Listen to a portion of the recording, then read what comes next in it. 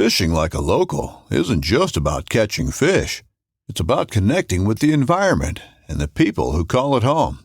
It's about hearing the stories and traditions that have been passed down for generations and sharing unforgettable moments with the people you meet along the way. Fishing like a local is having an experience that stays with you forever. And with Fishing Booker, you can experience it too, no matter where you are. Discover your next adventure on Fishing Booker. I'm Erica Lynn, and we all know the ocean is the most demanding environment on Earth, consistently testing the reliability and durability of our equipment. When you spend as much time fishing as I do, you know that reliable gear is essential for staying on the water. This is why I went with the Abyss battery to power my trolling motor, electronics, and outboard. The guys at Abyss Battery are rattling the saltwater industry by manufacturing performance marine batteries specifically designed for sonar, outboards, trolling motors, and electronic fishing reels. They're also Bluetooth compatible, so I found checking battery statuses right on your phone while you're out on the water is a huge game changer. To learn more about why Abyss batteries are used by the pros and factory installed by premier boat builders, visit abyssbattery.com.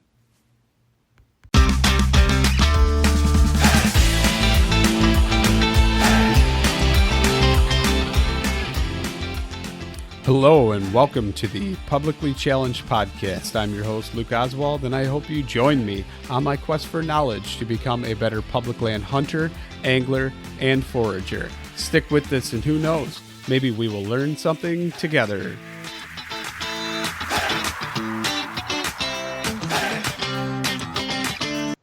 Okay, so I'm sitting here and I am talking to Tyler Kath, and he is the owner of T&K Hunting Gear.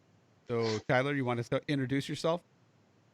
Yes. Hello. Thanks for having me on first and foremost. But most people already kind of know probably who I am. But if they're not, some of your listeners, they probably don't know who I am. But yes, I am the infamous shit talking. Oh, yeah, I'm not supposed to cuss. I'm sorry. Crap talking owner of T&K Hunting Gear. Yeah, so let's talk about that a little bit. You want to give me a background? I mean, how long you been hunting? I've been hunting since I was, I got my hunter safety card when I was 12 years old. So I started off, obviously, being in South Dakota, doing a lot of pheasant hunting. So, yeah, I've kind of always been kind of in the outdoors throughout my life, hunting, fishing, all that good stuff. And, until I got obviously into the Marine Corps. So. And obviously, like you said, Marine Corps, thank you for your service. Appreciate all you guys do and sacrifice for all of us. Thank you. So let's talk about, a little bit more about your hunting life. You ended up getting into deer hunting, western hunting. What drove you to kind of get into the whole hunting gear? So, honestly, what really drove me, of course, I've always had hunting gear, but of course, being on the military side of things is, that's kind of how I really developed kind of my knowledge on gear and stuff like that. When I was a younger kid, I go out hunting, but I wasn't like doing anything hard where I was going through like different types of equipment and stuff like that. My knowledge was pretty minimal when it came to actually that type of stuff. And, growing up, I did, mostly bird hunting, waterfowl and pheasant. I didn't start doing deer hunting actually until I got in the Marine Corps and did it with my buddy up there in California, up in the Sierra Nevadas. And kind of from there, I guess my knowledge of why I kind of got into hunting gear is kind of interesting because, the more I got into big game hunting and, I've ran some pretty, big name pieces of gear as far as bino harnesses and stuff like that. And I just kind of noticed on all the tags, everything was made in Vietnam or, things were not really built compared to in the military. A lot of the stuff, especially in the infantry that we were using, a lot of that very compliant, made in the USA type stuff. So I just got to thinking one day, I was like, I think I can make gear that's better. It's going to be a little bit more expensive, but kind of bring that tactical type side. And, I didn't really even do a lot of research in the industry. I didn't, there's numerous gear brands out there, like, Kafaru and stuff like that uses a lot of that type of gear. But for me, when I kind of got into, everything, I was actually initially going to make tactical gear. that's initially what I was going to do, because I was overseas private military contracting in Afghanistan. So I bought just a shit ton of gear, or a shit ton of materials over in Afghanistan, got them sent to my house. And that kind of was my plan, was to build tactical gear. I had really no interest, in the hunting side of things, because that's where my kind of knowledge lied, was in tactical type stuff, as far as the Marine Corps and stuff like that. That's kind of what I was huge into. And when I got back home, it really never, came of anything. It never really worked out. So I just kind of tossed, the idea to the side, until 2018. I was still a police officer, from that time. I was a cop for 5 years here in Rapid City.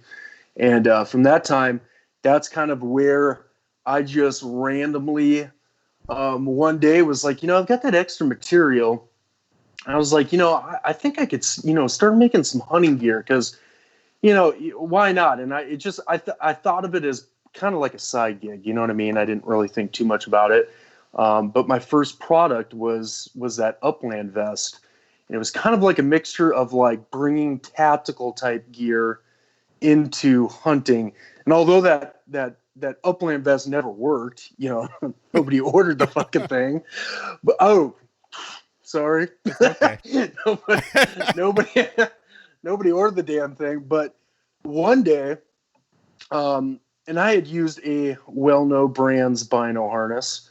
Not going to say names or anything like that, but some guy came up to me. He's like, dude, you should make a bino harness, man. Like, make it all with United States materials, and just overbuild the thing, and just, you know what I mean, make it awesome. And I said, shit, I can do it.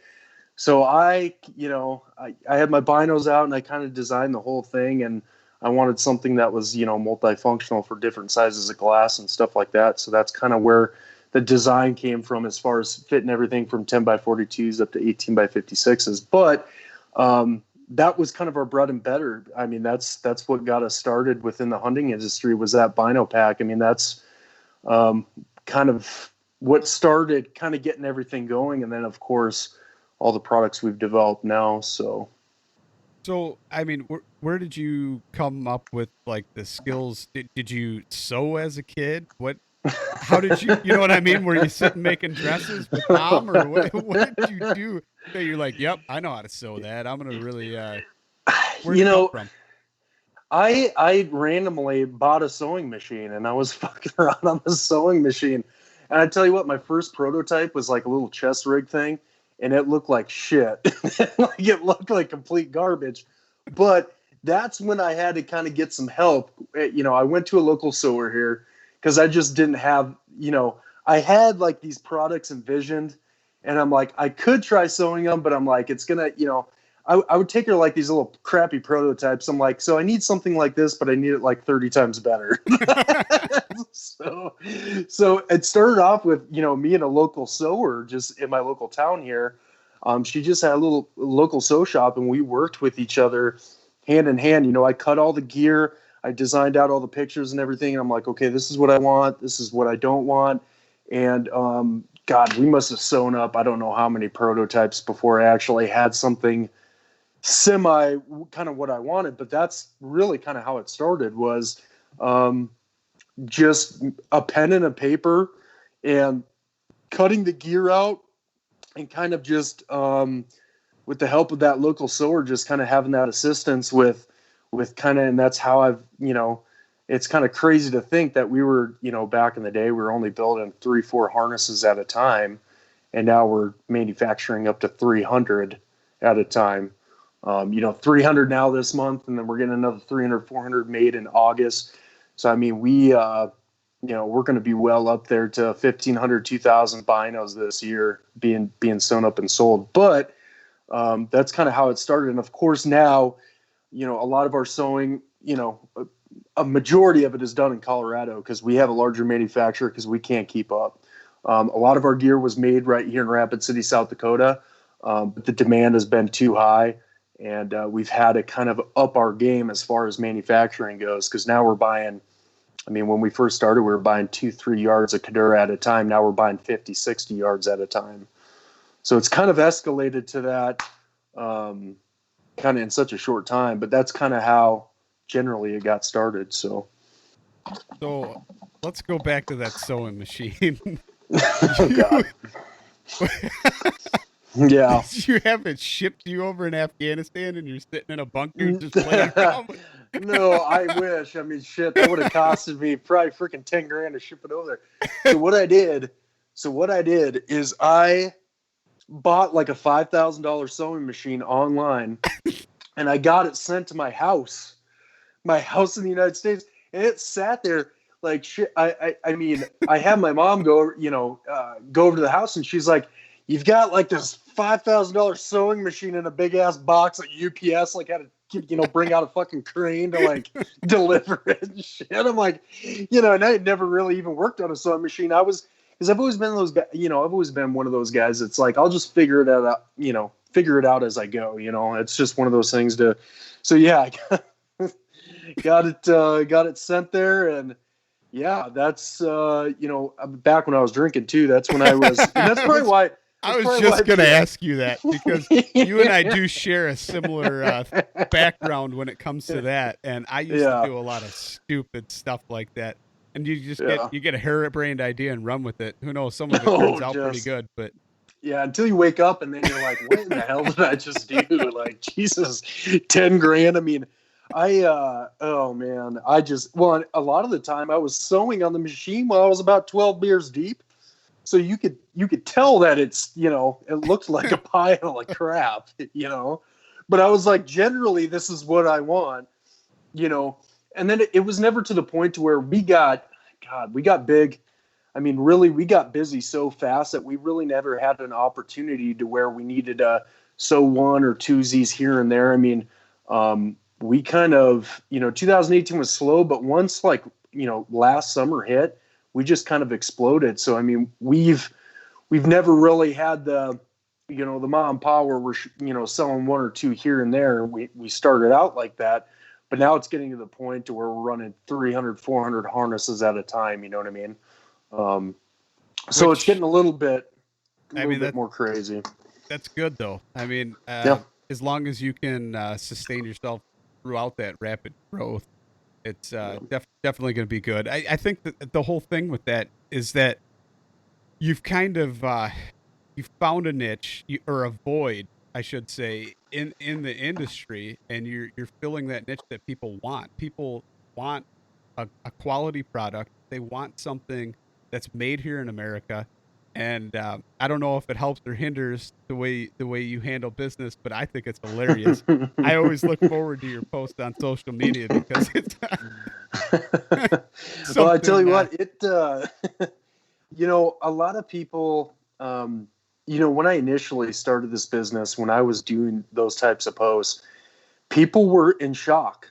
Like, they were in shock. I had, there was a lot of people unfollowing me, when I first started, when I had, 300, 400 followers, to where, people were just not on board with that. And I got a lot of flack for the posts I made and making discount codes on dudes, and just calling out Instagram huntresses that were teaching us about products when they didn't know anything really about the products themselves.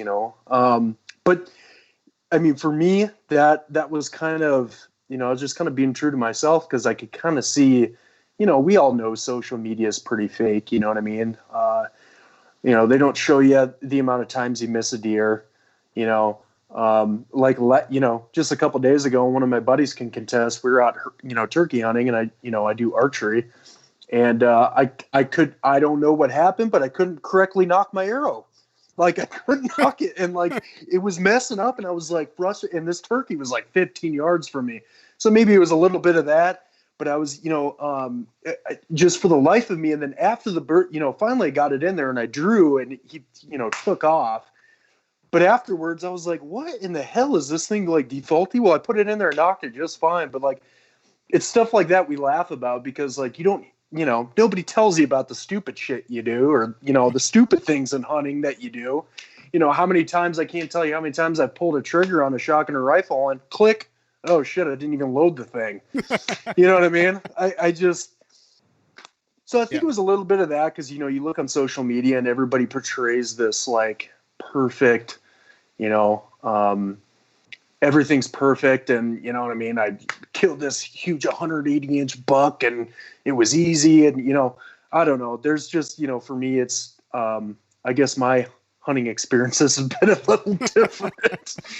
Where, you know, I kind of always make a joke about that, you know, maybe making a video of all the stupid things that we do hunting, because I can't even count on in my head how many times I've done stupid stuff. But it's just kind of fun, you know, on the social media aspect of it, just kind of goofing around. And I'm not, people think I'm just like this big, just a-hole, but you know, for me, a lot of the guys, one of the favorite things I do is the discount codes that I run on guys. No, like people, I like people absolutely love it. Sometimes, you know? though, you need to put out who they are, and you don't. I know. You make a code out of them out of their first name. I want to see who they are. I want to look up their profile. I want to see if they've ever did the whole let's follow 10,000 people in a week and then unfollow them so you can get, 500 to follow you. All that kind of crap that goes on. Oh, yeah. Well, I'll tell you a story of why I don't do that anymore. So I used to tag people in the post because I had no problem. If I was going to make a discount code out of them, I'd tag them. I didn't care about people messaging them. A lot of those people, they came onto our page and talk crap, you know what I mean? But why I kind of stopped doing that is because said individuals were going on the post, reporting it, and getting their buddies to report it. Instagram flags it, and I'm the bad guy all of a sudden, even though this person came on my page and was talking crap, all of a sudden I'm the bad guy. And then it gets flagged and it gets taken down, and then Instagram warns you. There's only so many warnings you get before they'll delete your profile. They'll just take it off. So I've had to kind of restructure my strategy when I do stuff like that, to where, I kind of have to do that. And, because, a lot of those guys, they'll get super pissed. They'll get super butthurt. And like I said, they'll start, they end up blocking me anyways, but they'll try to get their buddies, their comrades on there flagging it just to get it taken down. And then, who wins at that if our page gets taken down? Those little jerk offs win. So we try not to. So now I'm kind of a little bit. I tread more carefully, when it comes to that type of stuff. You could come on a platform like this and name them if you wanted to. Yeah, I should. That's what I should be doing. We'll just make a oh yeah. And it's always the same guys. And it's so funny because, I won't even name his name because he's not worthy of it, but, his first name's Tyler, which, my first name's Tyler too. And he's just one of these dudes that, I made a discount code, and Aaron Snyder from Kafaru was like, that dude always talks shit about me. So it's like, it's the same, same types of dudes that just run around Instagram that are just, I don't know what the end game is for them, but, they're the same guys that are, they'll pick apart our gear and everything that we do. And, those are the guys I tell all the time. I'm like, well, if you think it, you can do better and design something better, then do it, throw your money into it and, let's see you design something better. But, a lot of those guys are all talk and, that's just, for me anymore, I used to get really pissed about it. I used to be like, oh, just infuriated. Like I literally had to like go outside and just, like calm myself down. Cause I used to just, because when it's your company, it's your products, you're very passionate about it. You know what I mean? So, my name is on that gear. We designed that gear. We've put, tens of thousands, so much money into this business that, you're going to defend it. So when, guys do that stuff, but now anymore, it just goes through one ear out the other. You can't get emotionally invested in it. What's funny is that I'll just make, the meme and I'll post it up and, guys love it. The follower base loves it. And, it's embarrassing because, you'll get guys that'll come back. And I had one guy that goes, I'm going to talk to my lawyer and sue you for defamation. I'm like, well, it's a good thing I know the laws because, I posted your message. You typed that on a public forum. I can use it. It's just like Donald Trump posting something on Twitter. It's fair game. It's fair game at that point. Like, you're an idiot. So, hopefully, some of those guys kind of learn their lesson. But the mistake, what people don't understand is, like, I'm not going out and trying to, like, find these people just to make content or something. It's always people coming onto our page, kind of creating that drama for themselves. So, but yeah, I get a kick out of it. It's kind of funny. So how do you, when you come up with like a new piece of gear or anything, are you designing it yourself, or are you bringing people in to help you? Nope, How's that? Yeah, no, I design everything myself. The bow slings that you have kind of seen. I'm doing a lot, and I'm working with a lot of more bow archery type stuff because I've kind of gotten away from rifle hunting. That's kind of what I started out doing. But bow hunting is kind of my passion now. But everything like the bow sling that you've seen, I've designed that entire thing. So I don't get it. I get some help with it from some local guys and stuff like that, especially when you're making different sizes and stuff like that. So I'll get some tweaks here and there, but for the most part, overall, I'm designing the whole thing. Obviously manufacturers, we talk and we have to tweak things and stuff like that. But, for a majority of it, like I said, 99% of the work is, kind of out of the imagination of, you kind of have to use your imagination when it comes to stuff, but I definitely listen to people a lot as far as what they want, as far as gear goes. Cause, I don't just randomly design things, that I know aren't going to sell. You'll probably see on my social media a lot. I'll tell people, I'll be like, what do you guys want? What do you guys want? And, a majority of guys, they say, like the Gators. So that's why we're developing Gators. They'll say, rifle cases, rifle slings. So that's why we're developing all those things, because we've made products without asking people and made them up and spent thousands of dollars on them, and they don't sell. So you kind of have to listen to the consumer as far as what they want in gear. We make changes to gear based off of what consumers tell us. Our first version of our bino harness actually had mesh pockets on the inside, but a huge issue was guys, it getting caught on their glass when they're, going in and out of the pouch with it. So, we took those out. So, we're constantly always trying to, evolve and, change our gear or make different gear for what guys want. And the bow sling has been another very successful product, which we're actually just finishing up sewing on it this week, and orders should be going out here pretty soon. Yeah, that's kind of how it goes. I kind of ask the follower base what they want to see. We're not reinventing the wheel. So a lot of people will go, well, shit, that's already out there. Well, yeah, no doubt. There's bow slings out there, but I guarantee you there ain't a bow sling that's built like this. Man, it does not exist. Too heavy, Tyler. It's too heavy. I can't carry it. I tell you what, and I tell guys all the time too, when it comes to that heavy shit, I'm like, and me being Marine Corps infantry, of course, like, I've rucked more miles than I would probably even want to count with a pack that we never weighed because it didn't matter. Like, you just threw it on your back. But like, we always pack the essential supplies that we know we needed to accomplish, whatever we needed to accomplish. But the guys with the weight thing, it's so crazy to me, because something that's built with more lightweight fabric is going to do a worse job of supporting weight that you put into it than something that's more rigid and heavy duty and weighs 10 ounces more. I'm like, do you want something that's going to be uncomfortable as hell, or do you want something that's going to weigh a little bit more, but it's going to support the weight more? Kadura and all that stuff, it supports weight a lot better than a lot of that.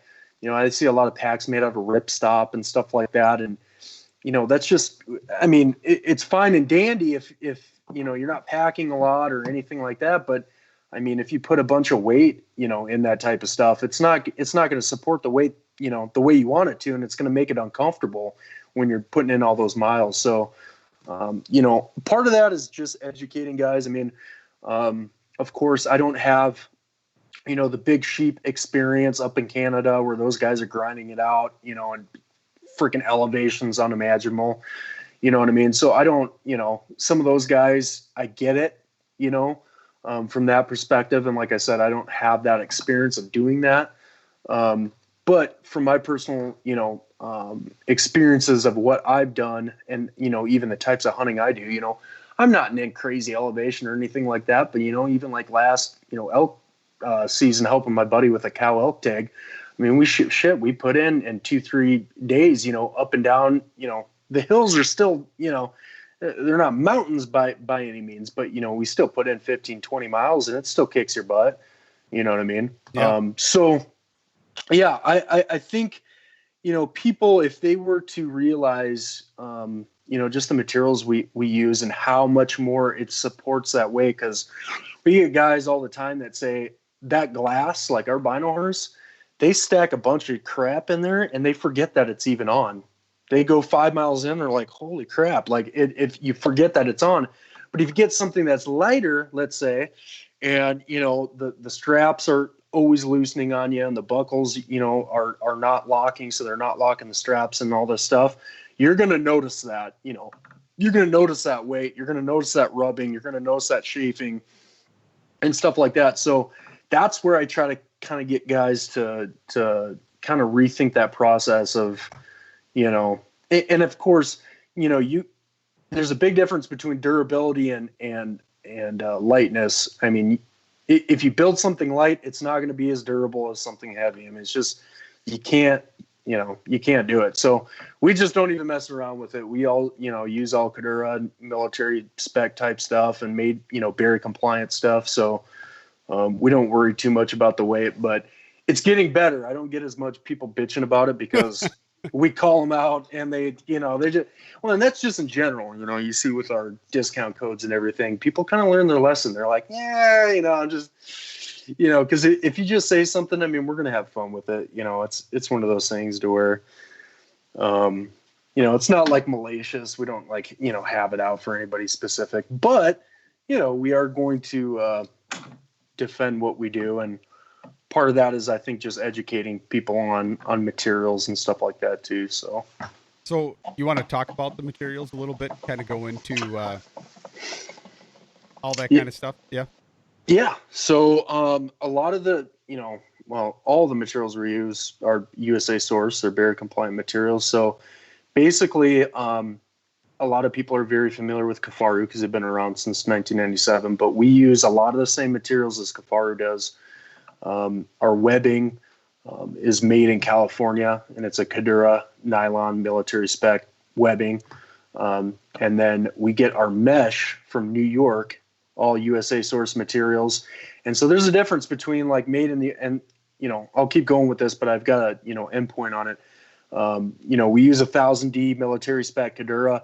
That's a lot of the Kadura that you see being used on flak jackets and stuff like that. So that's when people say, our gear is bomb proof, is because, there's a little bit of truth to that because, that we're using the same type of stuff that guys, deployed overseas are using to, kill bad guys and, all that good stuff. So we use everything from our webbing. Our thread is from a veteran-owned company right here in the United States. It's a nylon thread, military spec. Everything from our thread to our leather cowhide that we use on all of our gear for our patches and stuff. Everything is USA sourced and USA made. So we take a lot of pride in that because there's a difference between, by law, you can say made in the USA and use all overseas materials. Yeah, I've seen that a lot. It's yeah, foreign sourced components or something like that, or source components assembled or made in the United States. And that's a bunch of crap. Yeah. And not just that, but you can even take it a step farther because by law for made in the USA, if you do 60 to 70% of your manufacturing of that product in the United States, you can say, hey, it's United States made. So let's say you get a bunch of material from China and you cut it here, you sew it here, you ship it from here, and all this stuff. 70% of the work on that product is in the United States. You can put made in the USA on there and have all Chinese materials. So yeah, it's Yeah, crazy. I know. It's crazy. And so, and that's what, it pisses me off, because you can get away legally with doing that and putting made in the USA. And then, a lot of people don't understand how we're not just made in the USA. Like, all of our stuff is sourced in the USA. So we're not just, we're not ordering all these different materials from overseas and manufacturing it here and saying, oh yeah, made in the USA. Like, we're truly supporting hundreds of jobs all over the United States. From, like I said, we get our materials probably from 10 to 15 different companies, all within the United States manufacturing it. So when you kind of draw it out and you look at the list, I mean, when you buy from us, you don't, you're literally supporting probably hundreds of thousands of jobs.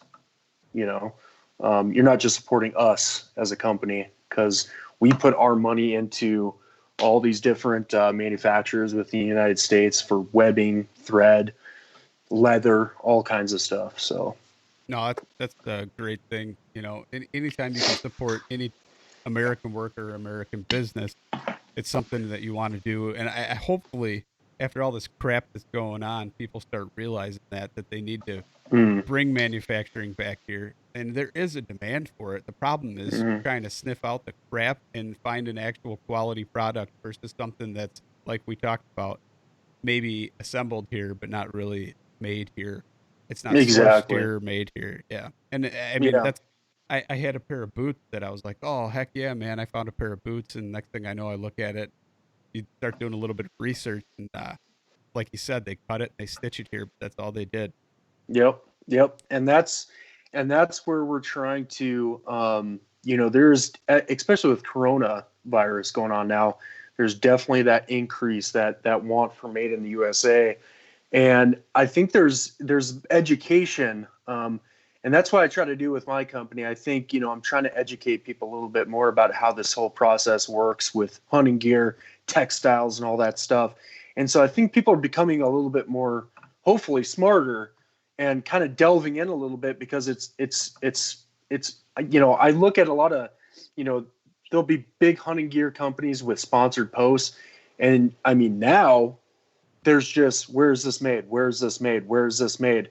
Before, that was never, that was never really the thing, to where now people are demanding it. They want it, especially with all this virus thing. But of course, we were doing all this stuff before, the shit hit the fan anyway. So we're not, jumping on some bandwagon or something like that. But it's going to be interesting within the hunting industry to see how these companies react to the consumer and to the American hunter that demands made in the USA. It's definitely going to be interesting, because I think there's going to be more and more people that are going to be seeking out small businesses to outfit them for the hunting seasons. And I think you're going to see a lot of the people going away from the other type of stuff. I mean, of course, people are always going to still buy that type of stuff, but I think it's going to definitely make some bigger companies rethink of what they're doing and how they should approach the industry. So, Yeah, I definitely agree with you on that one. I got to say, though, I got my bino harness. I haven't really put it to the test yet. I'm not going to use it this hunting season yet, because I need some type of zippered pocket. Something. I switched from a wrist release to a thumb release, and now I need something to keep that, because I've already lost one, and my wife knows about that, which she doesn't. And thank God she doesn't listen to all my episodes. It wouldn't be that hard to throw a zipper on it, But I need something to keep that released, because if I don't keep it in that chest pocket on that bino harness, I'm losing. Oh, well, and with me, I can't tell you, even deer season, hiking up 2 miles up a damn hill to get set up in my ground blind to figure out that my fucking release is still in my truck. That's why I keep it in the bino put my bow down and freaking haul my ass all the way back down to the truck. And then by the time I get back up to my blind, I'm just smoke checked. I don't even want to hunt anymore. I'm like, dude, I'm tired. I'm like, because, older you get too. But I 100% agree with you. And you know what? I'm actually in kind of designing too, because you look at zipper pockets, but I'm possibly, because I don't know how that would sit on your chest, but like you said, like having a zippered pouch or something like that to put a release in to put on the side of your bino harness, I think that'd be maybe an interesting idea too. But yeah, I hear you. I've got the same struggles. So Okay. I haven't lost any yet, but I forget them in the truck consistently. Did it twice turkey hunting already this spring, and I did it like 3 or 4 times deer hunting last fall. So No, I I since definitely, then I started keeping a spare in my pack, but I always initially keep that other one right on my chest pocket, especially since I lost one and I had to go yeah, back and buy 2 more now. So yeah. Well, and that, that makes or break a hunt there. So yeah, luckily I I didn't see much. yeah, no, that's probably a good thing. I mean, you could just try it like all the other dudes and just try to pull it back with just your hand. No way, man.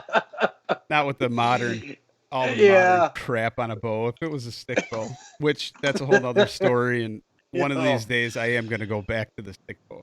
But Well, I have not. I don't. I'm not good enough with a compound to do recurve yet, but give me a couple of years and maybe I'll try it out. But that's a whole different animal. I was never good enough for or for a recurve either. That's why I ended up with a Yeah. long bow, but Yeah. a little more forgiving.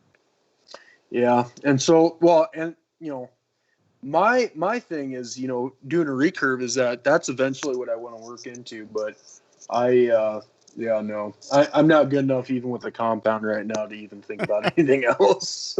So I'll just keep. What's your hunting season look like? Obviously, you're at the point in your company where you don't have time to go away and go sheep hunting. Maybe when you don't have to run it anymore, you'll be that guy that you'll be sheep hunting all the time. But Yeah.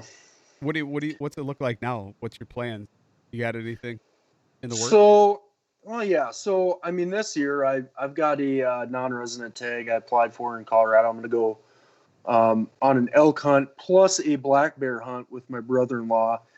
And so I'm still trying to figure that out because I'm thinking that I might have to hire some more people this fall because if I escape for a week or two, especially during hunting season, it's definitely hard. I mean, last year I had a couple deer tags and I was able to sneak out here and there. But it's not something where I can go around hunting for week, 2, 3 weeks at a time.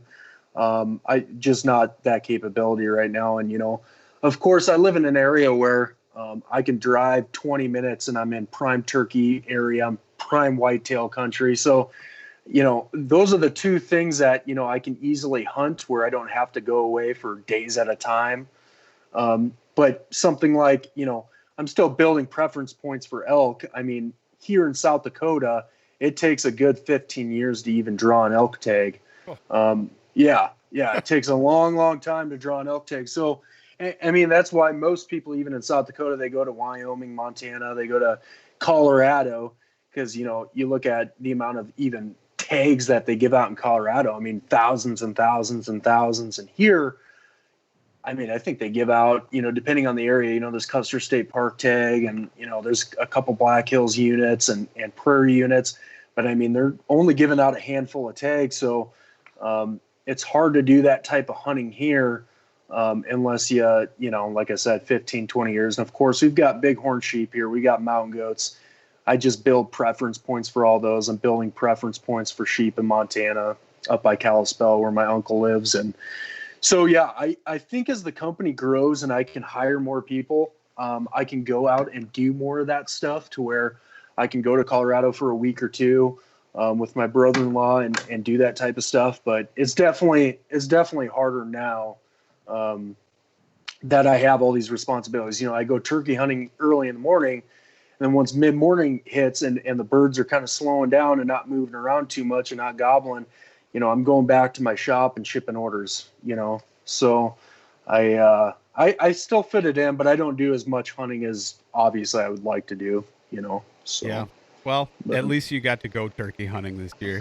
My county state shut me down. Yeah. Closed all the public lands. So, which is crazy. Talk about social distancing. What better way to social distance than going out, by yourself hunting? said that repeatedly. I posted on social media. I commented on different posts throughout, contacted the governor's office. Of course, there was no response there. Reached out to the Department of Natural Resources and first in an email, and then I called them, and then they sent me another email when I called them. So obviously they didn't want to talk to me either. But Yeah. I even got a response that was pretty interesting. I said, "Well, if you're Yeah. not going to let me hunt, what are the odds of refund?" And they said, "The state of Illinois has never been in the business of refund, and we don't have the means to process." Oh, of course. And I was Of like, course. wow, okay.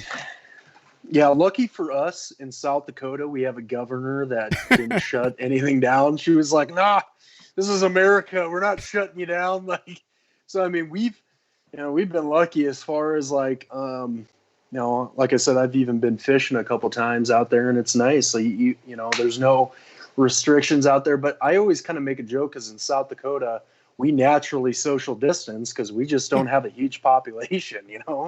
We're not asked to bud on when going to the grocery store and stuff like that. So Yeah. Well, it's kind of nice for us. I mean, where I'm at, it's not like that either. But it's crazy that you put out an executive order that all of a sudden you need to wear face masks in public when Mm-hmm.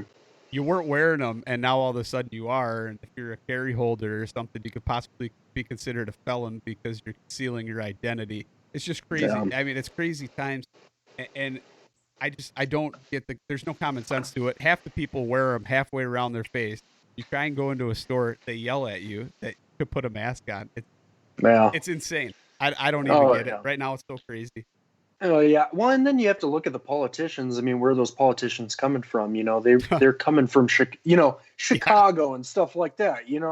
They're not thinking about small town Illinois. They're thinking about, that's how they implement everything for the state. So they don't really care about town of 2000 where, you can go out turkey hunting and there's no issues whatsoever. They're just, they're thinking about the big cities and everything like that. And for me, it does not make. I mean, in South Dakota, we've had a few cases in Sioux Falls, a few around here in the Black Hills, but nothing world-ending or anything like that. And I mean, I've said it kind of from the first point: is COVID real? Yeah.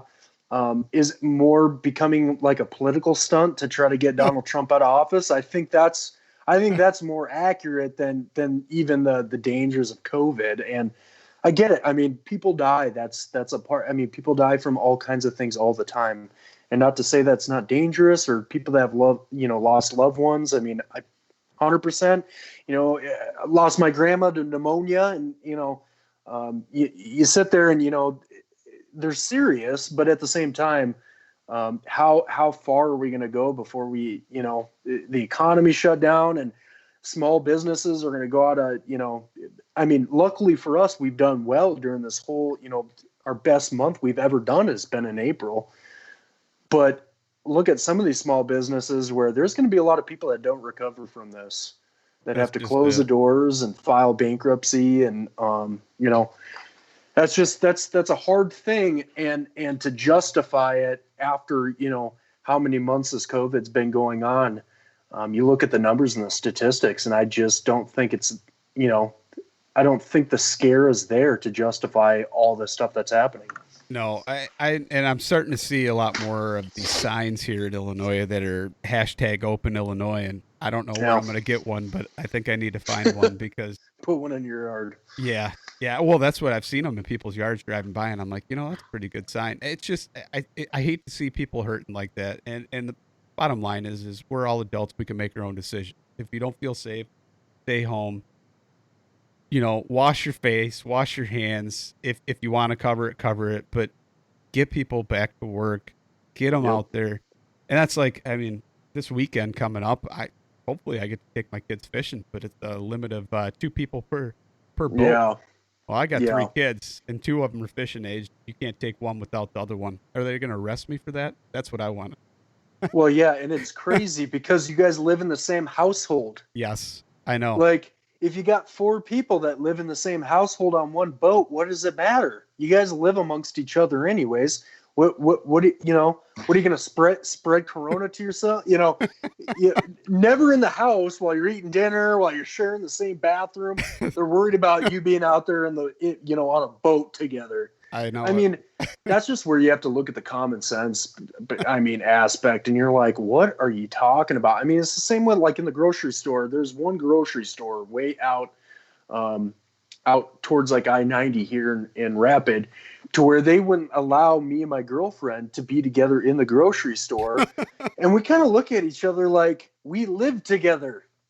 Like, we're not going to spread anything to each other. And like, as long as you're social distancing and keeping away from those groups, does it really matter? Because here's the thing.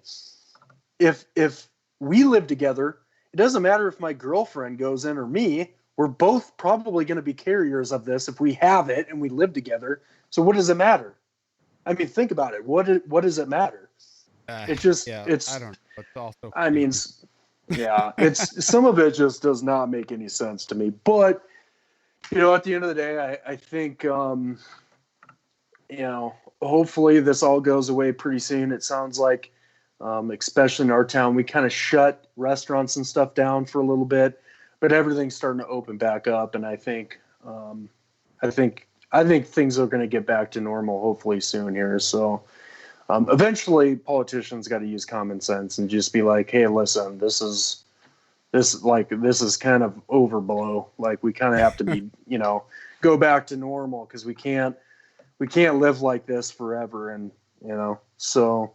Well, some people think, if you put too many Marines on an island, it's going to tip over. So yeah, that's, that's, I tell you what, it's funny, me being a stupid crane eating Marine, how much more common sense, or I just like, holy crap, I am not the most intelligent person in the world. I am not even close. But some of the stuff I see, yeah, it's just, it's crazy. But such is life. There's only so much we have, control over. And unfortunately, we can sit here and say, even being a former cop, some of these stories I hear about people getting arrested in parks and shit, it's just goes against everything that I believe in, upholding the Constitution as a law enforcement officer. It goes against, I would probably quit my job before I enforce any type of laws like that. But, that's where common sense and discretion kind of has to come in. But to arrest people, I mean, for practicing your freedoms, I mean, I think it's definitely the government overstepping, to say the least. And like you said, have the option. If you don't want to get sick, or you have something that's going to leave you vulnerable, don't leave your house. That's fine. You can get groceries delivered to your house and dropped off, or whatever you want to do. You have that choice as an American. But, when you start infringing on everybody else's rights and trying to take control of them, I think that's a little bit more dangerous than any disease will ever be, in my opinion. Absolutely. Because eventually people are going to get sick of it.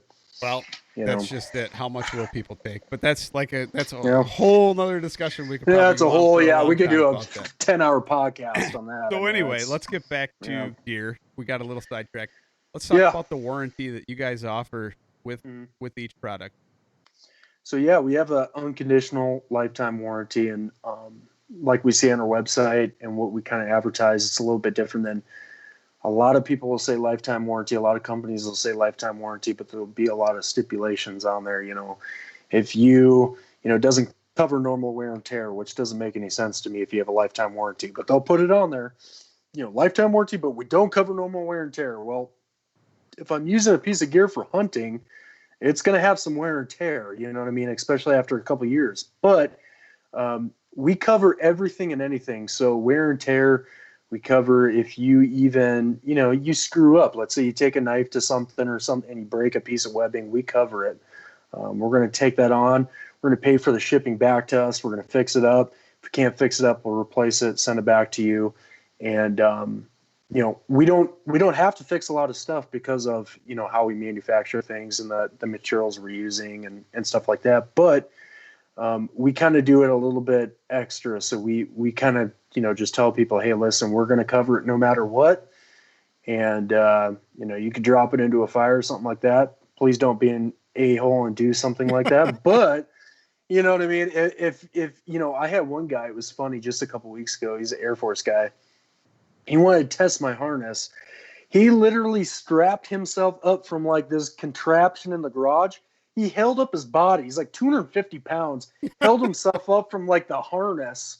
Well, one of the, pieces of webbing that was connected to the back piece ripped out.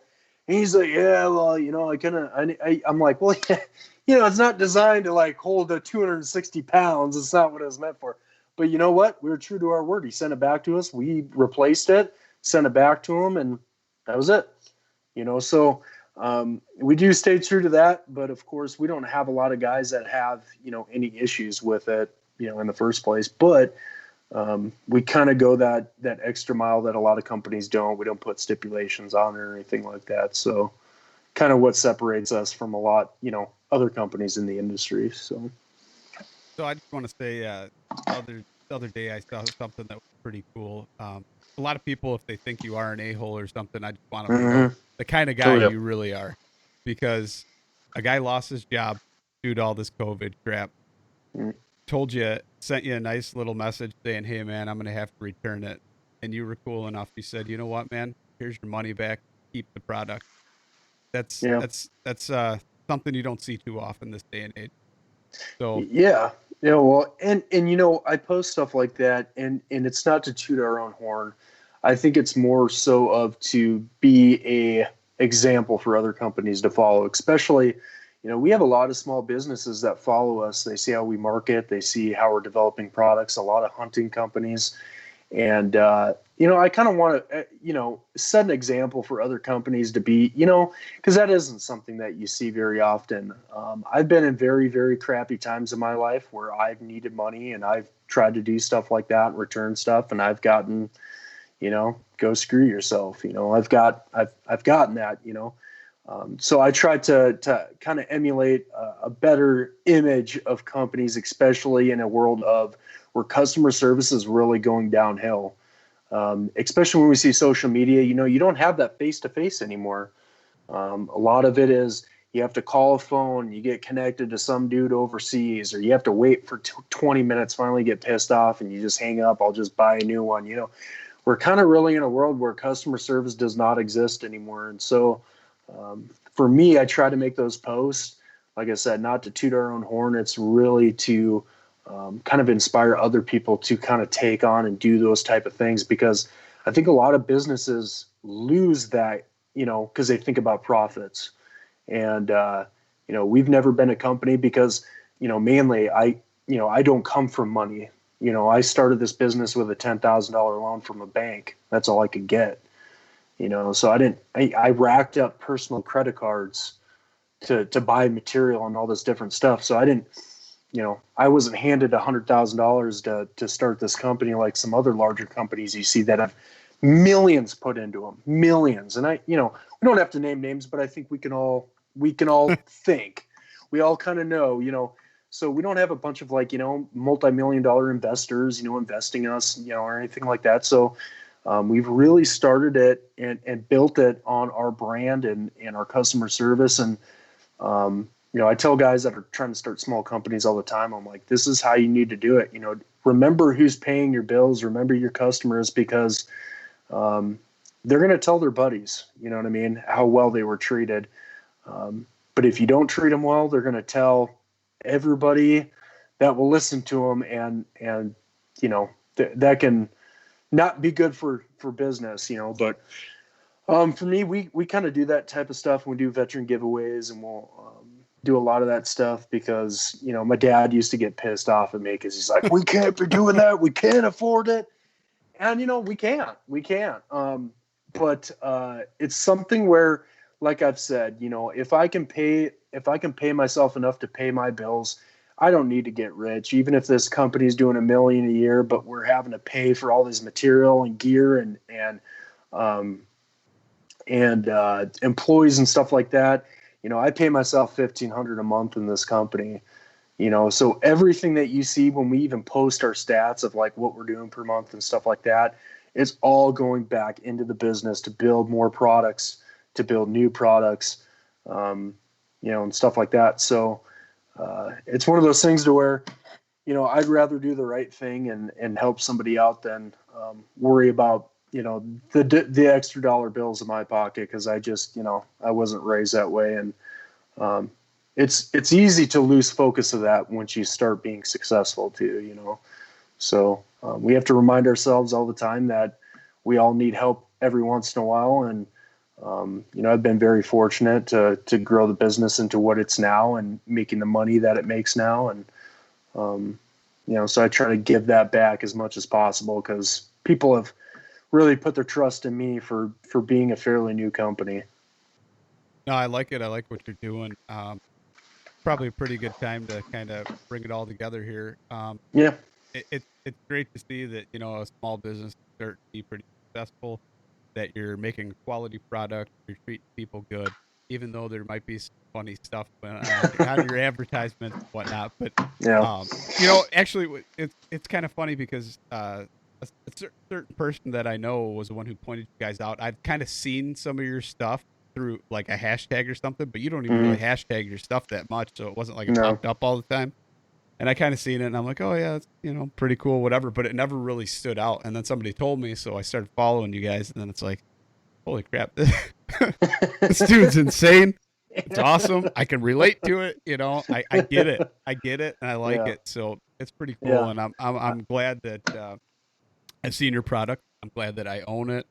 I'm glad that I've donated to others for it because it's truly a good thing you guys are doing. And I appreciate it. So why don't you tell people where they can find you, where they can find your product? Yeah, so you can find us. Our website's tnkhunting.com. We do have Instagram and Facebook. You can just type our name into the search engines on social media. Give us a follow. If you get easily offended, you may not follow us for very long. But, we have good intentions. So, yeah, hop on there. We're always developing new products. We've got a lot of product out of stock right now, but we're making gear as we speak and trying to get guys outfitted for the fall. So, yeah, that's about it. So, is there going to be a video of you testing out the new Gators? Yes. You're going to be wearing Ranger panties, drinking a beer. Well, not a beer, a cup of coffee now or something. But I don't drink beer anymore. Well, it's a good thing. Yeah. Yeah, we won't. Yeah, maybe like an NA or something. I don't know, or maybe an empty Bud Light bottle with like some water or something. I am going to. Yeah, you're going to see some testing going on, just like you've seen with everything else. A lot of people don't know I'm a private pilot. I'm actually in the works of throwing a gear bag out of an airplane at about 1,500 feet. So that is coming. You'll definitely see some good testing videos. We always like doing a lot of that stuff, and we need to still pull an ATV out of a ditch with our belt.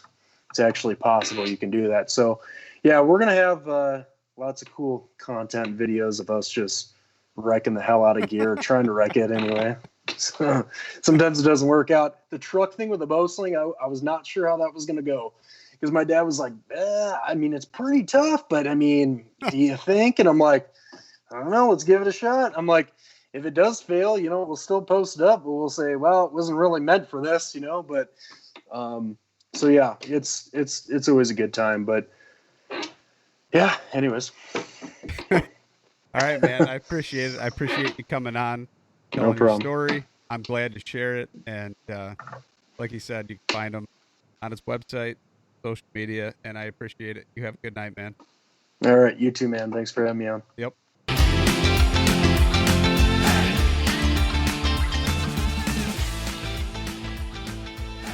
And once again, thank you so much for listening to the Publicly Challenged podcast. I hope you enjoyed the show, and if you did, please subscribe on whatever platform it is you're listening to. Also, if you could leave a review, that would help us out. And you can check us out on Instagram or at publiclychallenged.com. And once again, thank you so much for listening to the show.